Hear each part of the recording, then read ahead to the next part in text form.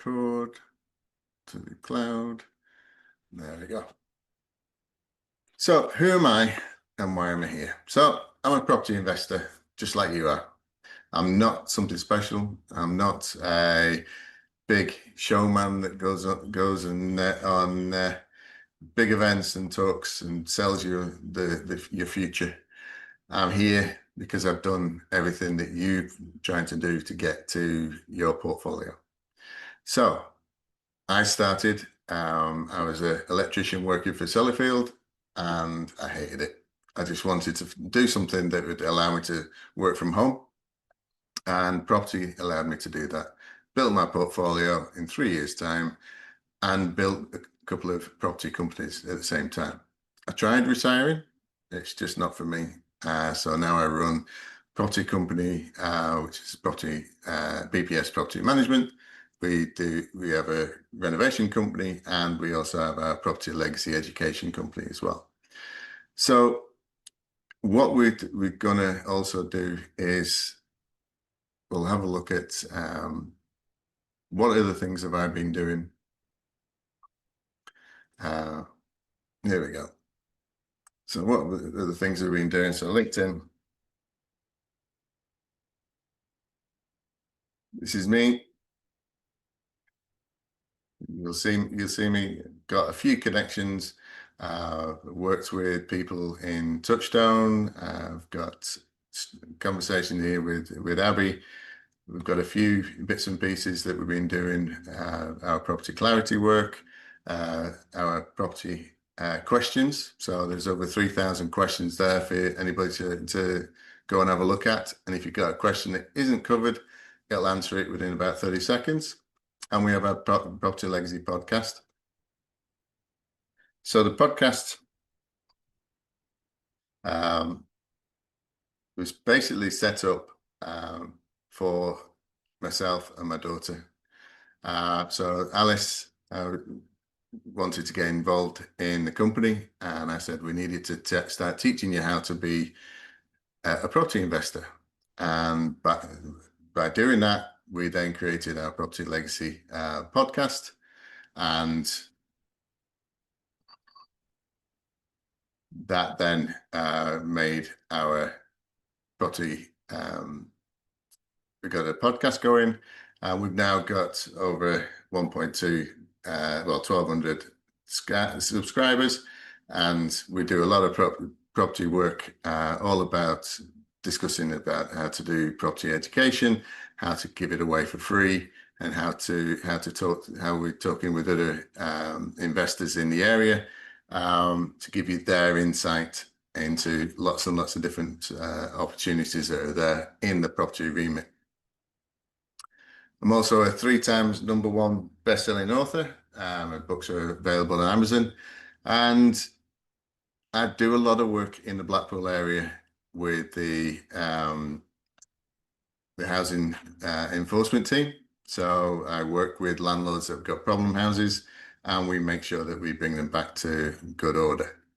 So the main thing that we need to be asking ourselves at the moment, if something went wrong in one of your properties tomorrow morning, so that's 8:30 tomorrow morning, you get a phone call and you've got a problem, would you know exactly what to do? At the end of the day, doing things in what you think is the right way may not be the way that the enforcement team is looking for. And today we're going to be talking about all the evidence you need to put together, and we need to talk about all the systems you need to put in place to make sure that you protect yourself. So there's always 2 types of landlords. I used to be the one on the left, the normal landlord, always reacting to problems, thought I could remember everything, and usually making emotional decisions left, right, and center. But by putting the systems in place, I'm now the landlord on the right. So I know when problems are going to appearing. I can depend on my systems I have in place, and it makes my decisions a lot simpler. It streamlines the whole process, and it means that even when I'm looking after other people's properties or just the properties of my own, they're all done to the same standard, and we all make sure that we work and prevent the next issue from occurring that could put us in hot water with the government. So property management has changed. Whether you know that it's changed or whether you think that the Renters' Rights Act was the only change we've had this year, there are lots of changes. The Renters' Rights Act was talked about 12 months, 18 months in advance. Media was talking about it. Everybody was talking about it across the board.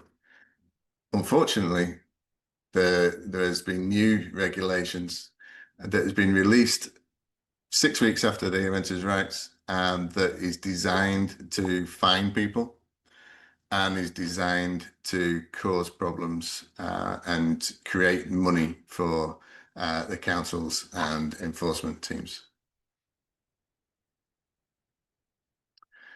So, HHSRS. So that's the standards that your properties are inspected to, whether it's HMOs, whether they are buy-to-lets, whether they are commercial properties, across the board, any properties that get inspected by the council, all over the UK, will be done to the HHSRS standards. And it's a system of it to do inspections. So we should be doing inspections following the HHSRS standards, because if council are going to hold you to it, we need to hold ourselves to it. Now, what a lot of people don't realize is this standard was changed without any information being shared with the general public. And this is the standard that you can be fined on the spot for up to £7,000, or you can be fined up to £40,000 for serious breaches, and also custodial sentences as well. This needs to be, make sure you're aware of this, because if you're not aware and you haven't got anything set up, then you need to protect yourself as soon as possible. So just to keep everybody, just so I know I'm not talking to nobody, just put in the chat if you've heard of the HHSRS and the changes it made on the 22nd of June. Effectively, what have they done? So the Housing Health and Safety Rating System, like I said, is the system we do all inspections to. The standards have changed, so we've gone from 29 hazards, so basically 29 ways to kill your tenant, and they've reduced them now down to 21. Just the radiation side of things, I don't think was needed anymore.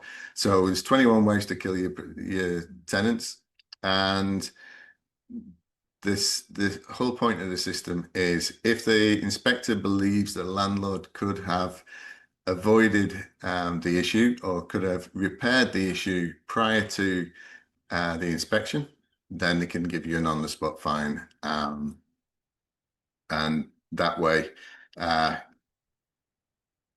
it's really down to, it's a bit of a grey area whether you could have done something about it up front or whether you should have done something about it up front. But all these things that the framework, the councils are using, now that the government allows them to keep all of the cash, it means that the councils are employing people to find people to fine, basically. And they'll keep the money, they'll keep things going, and it's not good at all. So they've raised the bar, they've got bigger teeth with this regulation. And you can be custodial sentence if you don't give over your paperwork quick enough. If you refuse or delay, they can take you to court. Obviously, health and safety is one step away from the Department of Health and Safety executive, and they can do a lot worse things than your local council. So this all came in on the 22nd of June. And if you want to have a look at what has changed, go to the gov.uk website, just put in HHSRS. It's not easy to say. And all the guidance notes are there, and they've all been changed on the 23rd of June this year. There is a checklist. If you look under the landlords and agents section, there's a checklist that you can go through and do your own inspections. But I will be sending out links through the emails, to have one that's got a bit more in-depth information that can help you assess your own properties before we get to the situation where a property of yours is actually inspected. So good landlords get caught out. They do. It's all properties have issues. We're all going to find properties that have got damp. We're all going to find properties that got mold. We're going to find properties that have got bad tenants, as well as old issues with roofs and lofts and all that kind of stuff, and rising damp and all the good things that we have to deal with being landlords. It's very rarely is negligence. A lot of the time, it's conversations between the tenants and the landlords break down. Landlords tend to back off doing maintenance as quick, and tenants stop paying, or they don't look after the property, they don't clean the property, and all these things just increase the chance that you are going to get black mold.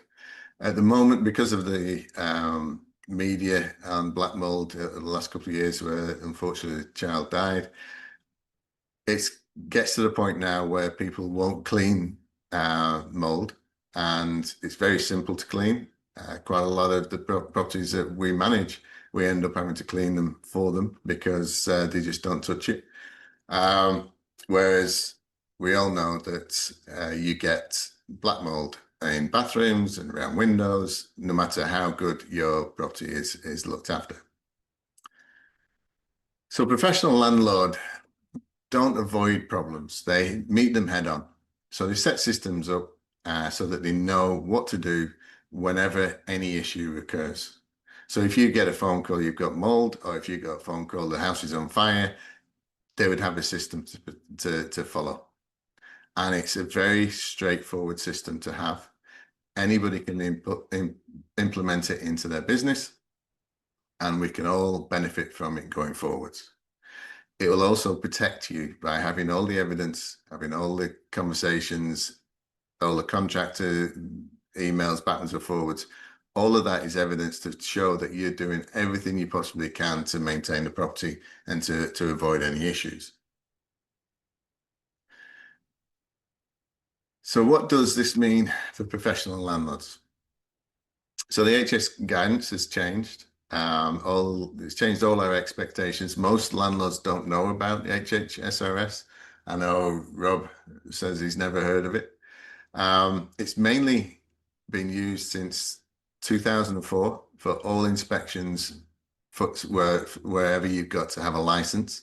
So selective licensing, HMOs, service accommodation now is getting licenses, and your B&Bs, just about every property you can imagine. Whenever anybody goes to do an inspection, that's where HHSRS comes in, and it's just a rating standard. So it's the health and safety rating system. A lot of people say system, some people say standards, but it's basically just going to help you identify what problems you've got in property, what you need to do about it. And it's like any risk assessment. You're looking to reduce the risk. You can't possibly always get rid of all problems out of any properties, especially if they're 100 years old.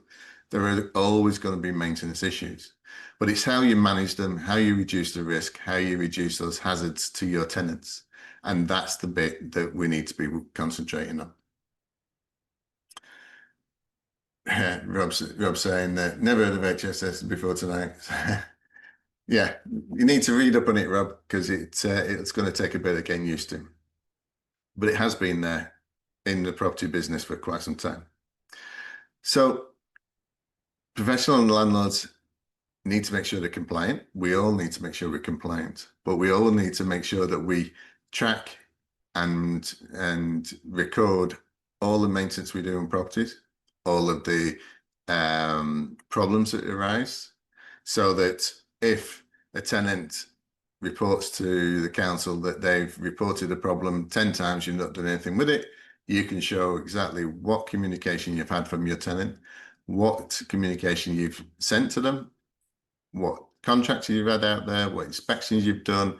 All of this then backs up your case. But at the moment, what systems do you follow? Have you got a system? I know Rob's got one buy to let and one SA. I know Jeanette and Simon have got a couple of properties. But anybody else? There's people we deal with that have thousands of properties. So obviously, the more properties you have, the worse it could be for you. If they came around and gave everybody a £7,000 fine, and then went to look at your other properties, that could get very expensive fast. So we need to make sure that we make sure we put these systems in place, and this is the main way of getting the information out there to you guys. So it's a repeatable 9-step framework, and basically I found out about HHSRS a year or so ago. I was invited to speak about it just at the second week in June, just after the change. And I was basically talking to a group of landlords that have thousands of properties between them. And they were concerned that the councils would find a property that was not up to standard and then realize that they've got a big portfolio and then go after them as a cash cow and effectively go after all the properties. So they wanted to know, what could we put in place? And after a little bit of work, I tend to overthink things, and I realized that we could break this down into 9 steps for no matter what the problem is. So it's not a different system for mold. It's not a different system for a window broken. It's not a different system. It's one 9-step framework that you can use on a spreadsheet. You can use on your mobile phone. You can set it up to operate no matter how you operate your business. The only thing we need to do is take that step up. We're already operating with limited companies, so now we need to operate like a corporate business. And that's what the government's after. They don't want single landlords. They want corporate businesses looking after rents, which is why they're doing so much to put people off the single landlords.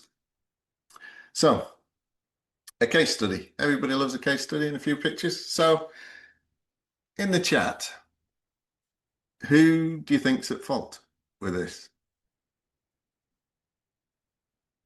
So there's black mold on the ceiling. There's mold coming down the walls. It's just not very nice. But who do you think is responsible? Is it the tenant? Is it the landlord? Is it the agent? Who's at fault? It'll be interesting to see what you come back with.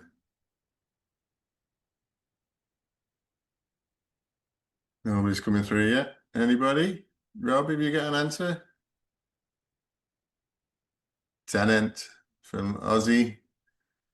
Let's just see.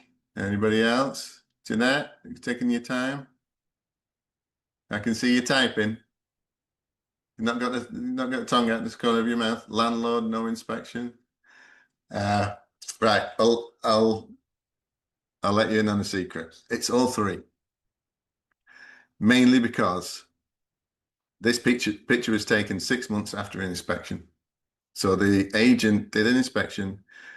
When they looked back at the documentation from the inspection, they had noted there was a small patch of mold. The tenant had agreed at the time that said that they were going to clean it.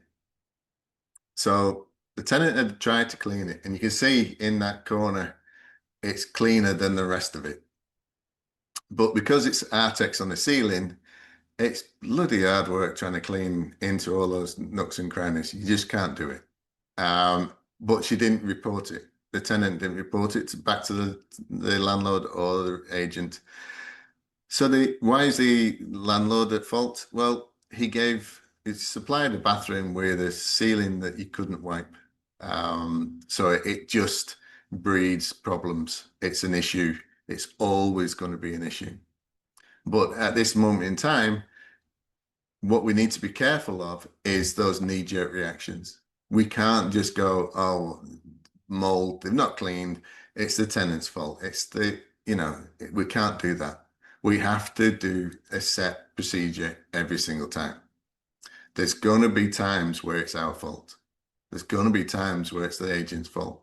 But if we put things in place so that we handle it every time in a specific way, it will get better and you'll be able to protect yourself. So, first things first, how do you receive messages from tenants? If there's a problem, how do you get it? Do you get it from a WhatsApp? Do you get it from text message? Do you get it from a phone call? Do you get it from email, snail mail, whatever? And it could be not just your tenant, it could be the council getting in touch, it could be an agent getting in touch. There's multiple ways that they get in touch. And we need to make sure that every message we get is stored, identified, and we assess what the problem is, if it is a problem at all. So on this one, we receive the message, our system that we've put in place logs it, gives it an ID number, gives it a timestamp, and it makes sure that nobody can overwrite that data so that nobody can change the wording, nobody can change anything. Now, in the system, it's not a photograph like that. It's just easier for you to understand what we're doing. But you need a system where you receive information, then you assess it. So you triage it. You make assumptions of what you can do about it. And it's all about gathering the facts, not jumping to conclusions. So we cannot turn around and go, oh, well, it's the tenant. This tenant's always ringing up. Because a really good tenant is somebody that tells you when there's a fault straight away. A bad tenant could be somebody that doesn't tell you for 10 years and then moans that tiles have fallen off the back of the house, or, bigger problems are happening just because that little leak has now become a big leak. So we need to make sure that we catch all the information coming in. And so we receive it and we assess it. And it's very simple. So it doesn't matter whether it's mold, doesn't matter whether it's a fire, doesn't matter whether it's earthquake. It's just receive, assess, and move on. So we investigated. So we visited the property in person to see what was going on. And we found, obviously, the bathroom. We saw the ceiling again, and the other pictures I took on a day. We also found the back door has got some mold around it as well. But look here, there is a dryer right next to the back door, right next to the bathroom door. Did you see there? The bathroom's in there. So the humidity levels in the area were very high. There's actually over 90% humidity. Even though this is a condensing dryer, everybody thinks it doesn't do any, it doesn't let moist air out. But actually, they're worse than ducted dryers. They actually keep moist air within the property because you have to keep on top of them, you have to maintain them. And then at the end of the day, the big culprit was the extractor fan. So, okay, you could say, well, the tenant's not cleaned it, or even reported that it wasn't working when we tried it. When we looked at the property, this ceiling is actually a ceiling where it's got a flat roof above it. So the ceiling is always going to be colder. The tiles all around the side of the property, of the walls, are always going to be colder because it's out on the end of the property. It's part of an extension. And all of these things are contributing to the mold. They're all causing the same problem. So we investigate, we get as much information as possible, get all of the photographs together. We get contractors in to have a look and do their assessments as well, and gather as much information as we possibly can. But note, we've still not made a decision on what we're going to do. We still haven't jumped to conclusions and said it's so-and-so's fault. So we just take it one step at a time. So identify the root cause. So it's not a case of just saying, well, it's black mold, right, let's get it cleaned. We need to find out why the mold is there in the first place. Is it because it's not being looked after? Is it because the fabric of the building was never really insulated properly? When you've got brick walls and tiles on them, there's no insulation there at all, and it's going to be cold. There is a radiator in the property, but it might not be big enough to keep it warm in the winter, especially. The ventilation, which it might not be up to much good, and got to find that root cause to find out what the issue is. So what we found. So we found the extractor wasn't working. It was high humidity, the flat roof, all contributing to cold spots. Cleaning standards, yeah, tenant not cleaning properly. And she's got mental health issues that doesn't give her the get up and go. So we need to look at that. But we did find out that the flat roof wasn't leaking. So it's not a case of a flat roof. So the roof replacement wasn't required, damp proof was not required, and the structural repairs isn't required either. So we could get rid of that straight away. So the decision was to install a new extractor. Obviously, the old one was knackered, not been working well.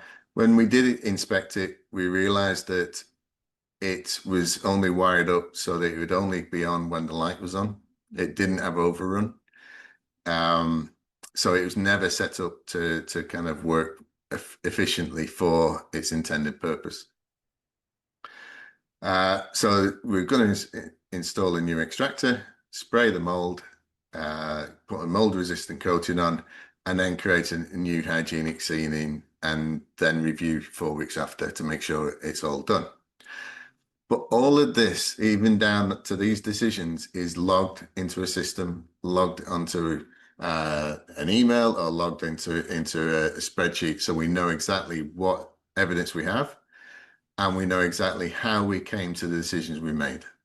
Even if it's the wrong decision, as long as you're doing the best you can, that this is what you need to be doing.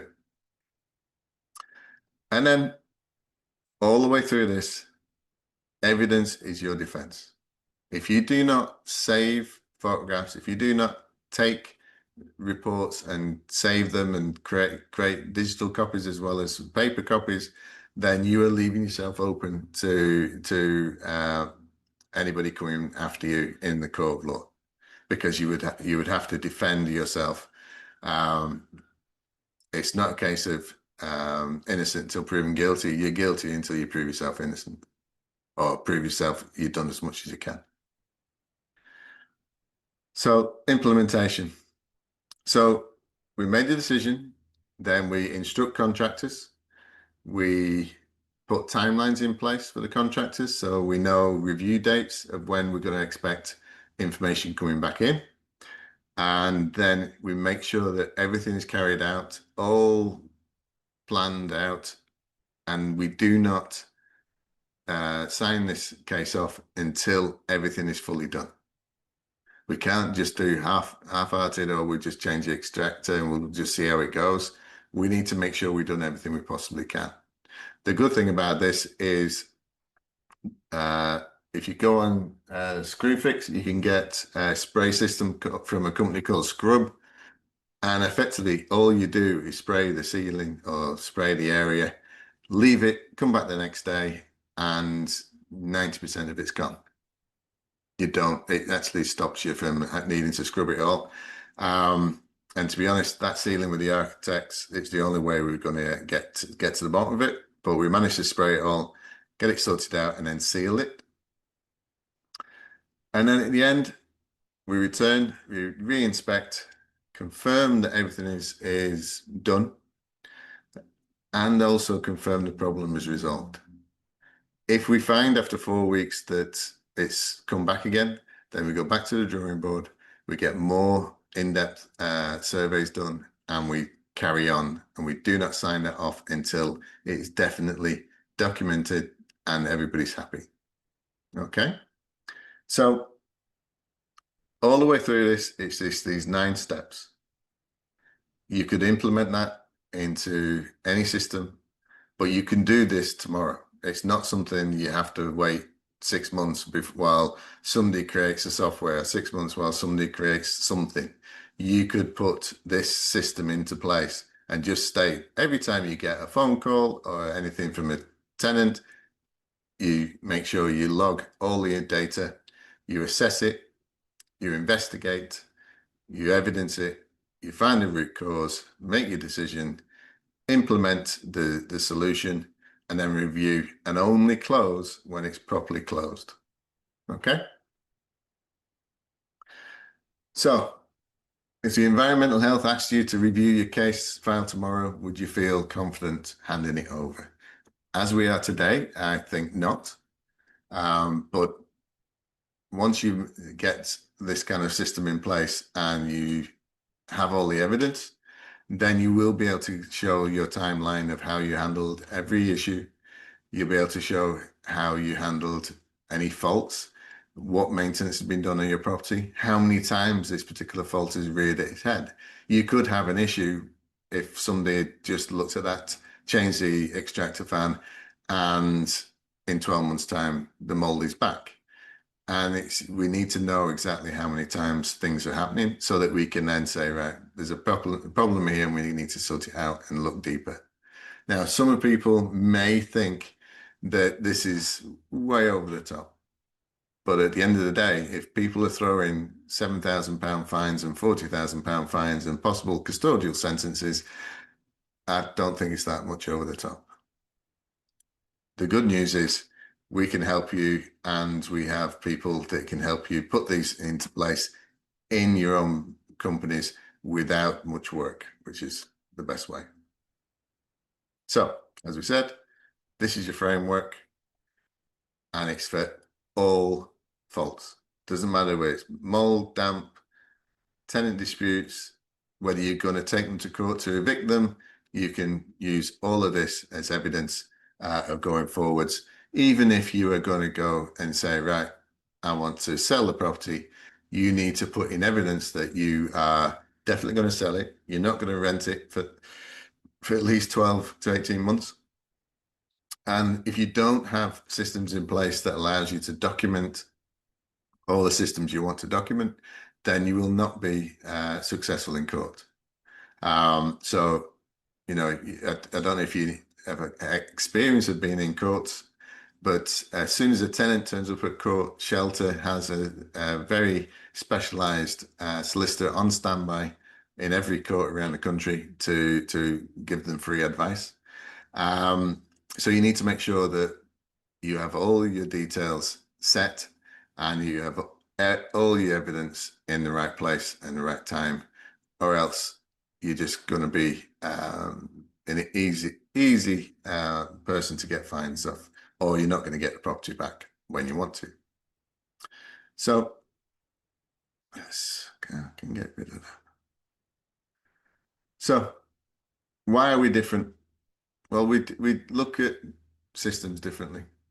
I always look to provide solutions rather than dwelling on problems. So it's a repeatable system that you can use. You can implement it tomorrow. You can start doing your own inspections. If you use agents that do the inspections for you, then you need to make sure that they are going to do them up to the HHSRS standard. Because if not, there's no point in doing an inspection. At the moment, a lot of people go and do inspections and they're just looking for faults of the tenant, not looking at the fabric of the building and not looking at what systems need to be put in place or what needs to change. So it's all process driven. Evidence at every stage is saved and secured in a timeline so that nobody can alter the evidence. And every issue, no matter what it is, uses the same framework. It's very simple.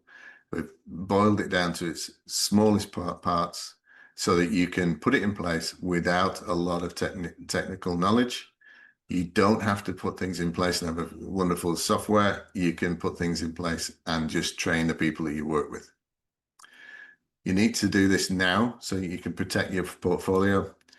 And it's just going to give you that confidence that you know what you're doing and you are one step of everybody else, and that you get that peace of mind. That's the one thing I hope you can take from this. Obviously, we don't want to frighten you to death, but we need to make sure that you understand what you can do and make things better. So we've said this before, but at the end of the day, we all know that we've got properties that have problems. All properties will have a problem one day. Brand new houses, whether it's 200 years old, they will all have problems that need dealing with. So we need to prepare ourselves and we need to set ourselves up so that we can respond to them in a organized manner. So your next steps, this is your homework. I know you don't all work with me, but this is your homework. Audit your current process. Have a look at how you manage phone calls, how you manage storing your certificates, how you manage your emails, how you manage everything. Write it all down and see what kind of system you can build from that. Identify your biggest gap. It could be that you're not inspecting to the right standard. And that may be the best thing to do first, is to go inspect your properties and look at it, really look at the standards you need to be up to. And build one system this month. We're in August. It's the first week of August. It's a 5-week month. You should be able to build a system this month, even if it's just how to handle complaints or how to handle communications coming into your business. That alone will help you then move the system forwards and put your 9-step plan in place. It's straightforward, but if you need help, we are here. So how can we help you? So learning the Professional Landlord series, we're going to be doing more of these events. It's part of our Property Legacy Education company. We do coaching and we provide checklists and we provide all the things you need to put in place. Implement it yourself. There's no problem about implementing it yourself. I just want to enable you to do it properly. Templates, checklists, systems. That's all you need. You can build them yourself or you can use the ones we have. Then there'll be some of you that don't want to handle the management of the properties themselves. And that's where we can step in. And instead of just being a letting agent or just being a property management company, we would then manage your properties in a professional property operations setting. Make sure that we cover all of those systems that you need. So the professional landlord journey, you've got to learn. So that's what we're here doing tonight. Learn, you then implement, and make sure we put things in place, and we can always go back, circle around here as many times as we want to make sure you get to the right standard. And then some of you will not want a 7-day-a-week job. You're supposed to be doing property so that you can retire and not have a job for life. So whether it's us that you delegate to or other agents you delegate to, at least now you know what questions to ask. Do they know what HHSRS is and how do they mitigate those risks? Whoever you work with, make sure you know and they know what you're supposed to be doing. So there's not many here because of the technical issues, but we've got 10 sessions available, 45 to 60 minutes with me, and I'll sit down with you on Zoom or a phone call, and we'll go through your portfolio, what properties you've got, where you are, what you want to achieve, what's holding you back, your biggest risks, all of that kind of stuff we'll cover in 60 minutes. And I'll make sure you've got a 90-day plan to follow. I'll make sure you've got all the systems in place and understand how to put them in place. All of that I'll do for free. So you can use the QR code, or I believe people are putting the link, which I'll just get at the moment. Where's it going?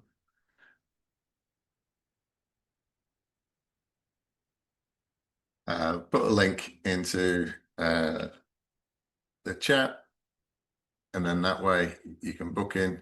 It's free of charge. I normally charge £250 for an hour. So you can always look at it that I'm giving £2.5 away for free. So if you want to be part of it, if you want to be there, then there's no reason why you can't get your phone call set up or Zoom, and then we can go from there. For goodness sake.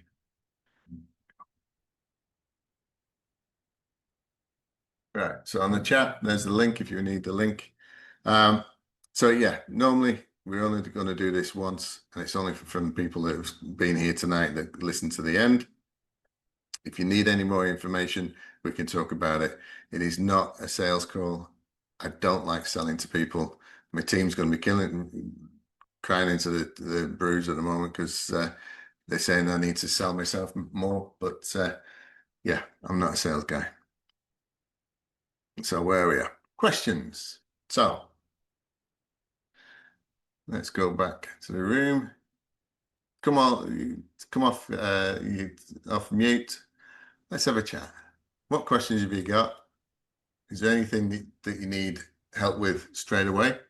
Or is there something that is this stuff that you were aware of, just didn't actually know whether you were up to those standards?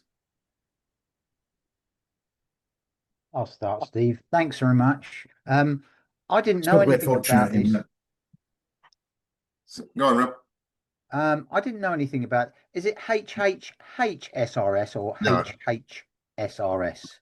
It's HHSRS. So it's health. It's a homes health and safety.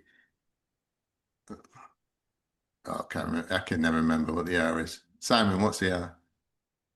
Rating system. Rating Rating. system. It's a rating Okay. system. Yeah. So some people call it rating standards, but it is Not rating lots. system. But yeah. Okay. Yeah, no, But I didn't know anything about this. Yes, we do have systems with our buy to let. Obviously we've got on the SA side of things, we do stuff to a routine. But yeah, I'm very fortunate. I've got a fairly good tenant in our buy to let who does tell me as soon as the door handle's creaking, actually. So yeah, but yeah, we've had a few issues over the years or over the last year actually. Even a window lock. I mean, I get a window lock and yeah, we take photographs of it and process it and get it repaired. But yeah, I'm quite fortunate. But yeah, thank you for this. I didn't know anything about this. And yeah, I will certainly look into this. Yeah, it's well worth a little bit of time looking into it a bit closer, and then putting some sort of system in place would work well and help everybody really. That's the whole point of this, is to get the information out there. Yeah, thank you. Anybody else?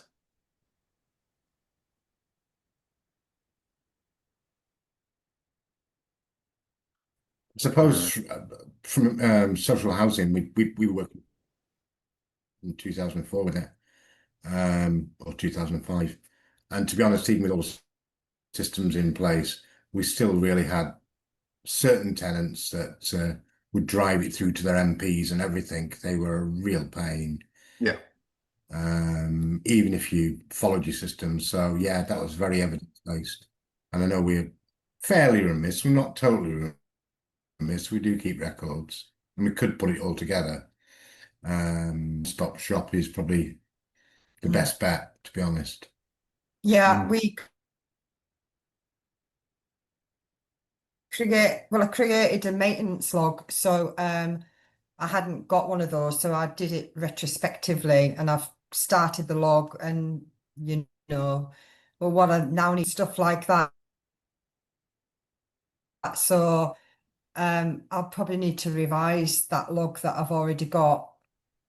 But because we do maintenance work for an estate agents, they do the inspection and then we go out and re-inspect to do a quote. Because Simon's a surveyor, we get a lot of mold problems, but he literally writes a report of all the issues and the resolution. And I've just been saying to him, it's exactly, we need to do that for ourselves. And we know how to do it, we're just not doing it or not logging it somewhere, that's the problem. Well, that's the difference between being a landlord and then being a professional landlord. When Simon was working as a surveyor, it's been a very professional surveyor. But it's quite often when we sit down and do our own stuff, health and safety and things like that don't always go along with it. And we need to make sure that we hold ourselves accountable to the same levels we would have done if, like when I was working at Sellafield, my main job was look after my team and reduce risks and hazards. So when we started looking at this, I just realized that I've been doing this for years and years. I just haven't been doing it in my own portfolio. And it just means that we can put things in place and make it simple, and move everybody forwards, which is always a good thing. But it's interesting that nobody talks about it.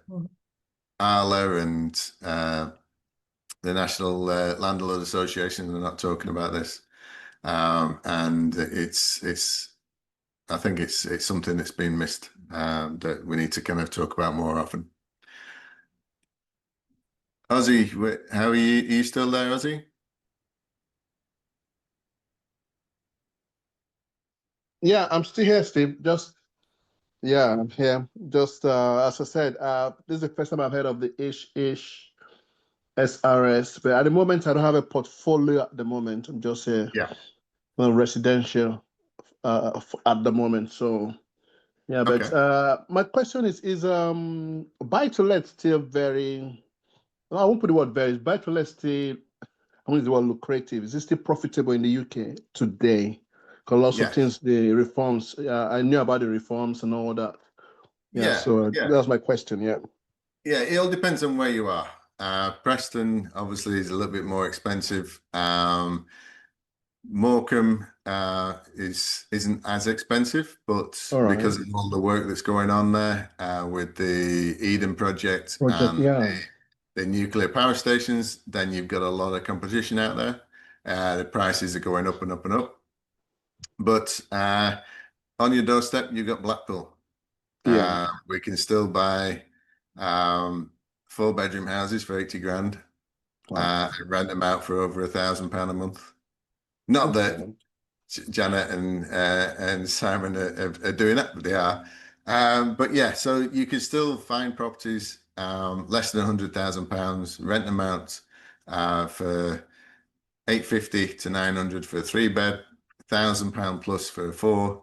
And there's no competition for 4 and 5 beds, none at all. If you look on Rightmove, look at how many 4 beds are up for rent. Generally, these usually less than 4 in the whole of the Fylde Coast. Also, in the Fylde Coast, there are 6,000 empty properties that need renovation, need bringing back into the circulation again.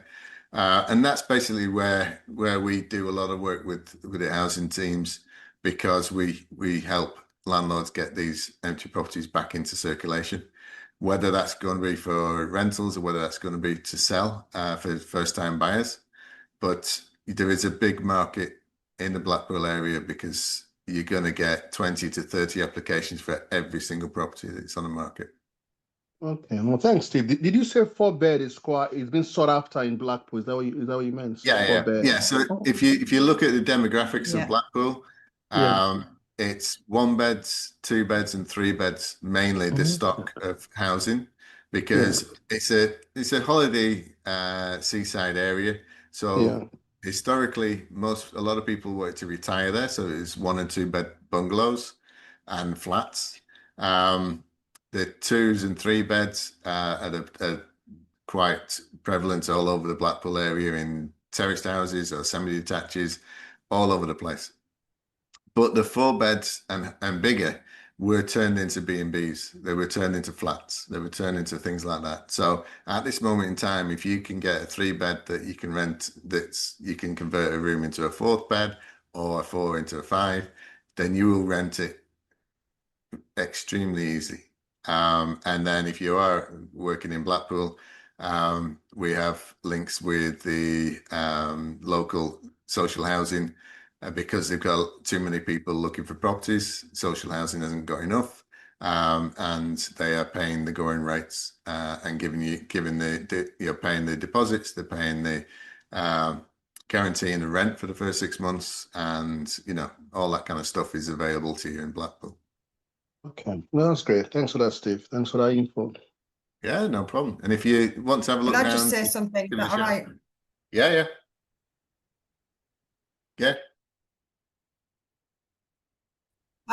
Obviously, just on that point, we got our first house in Heysham Isham. a Is that couple of years near ago, Kettle, and isn't it? we've Near noticed the Kettle. prices rising significantly in Heysham and Morecambe. All right. We also got a property in Carlisle, but that is massively overpriced now. So bed for Wow. 80 Wow. and a 3-bed semi for 90 that will rent as a 4-bed. So that's always Steve's help guiding us, because there probably wouldn't have been properties that we would have looked at, but the numbers stack and we'll be almost all money out by the end of it. They don't need much of a refurb.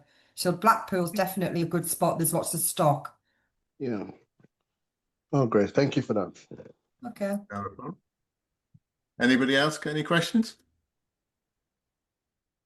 I think that's the other people in the session are part of the team, so that's not too much to worry about. So to bringing this to a close, then every property will have problems, no matter how good you renovate it, no matter how good you look after it.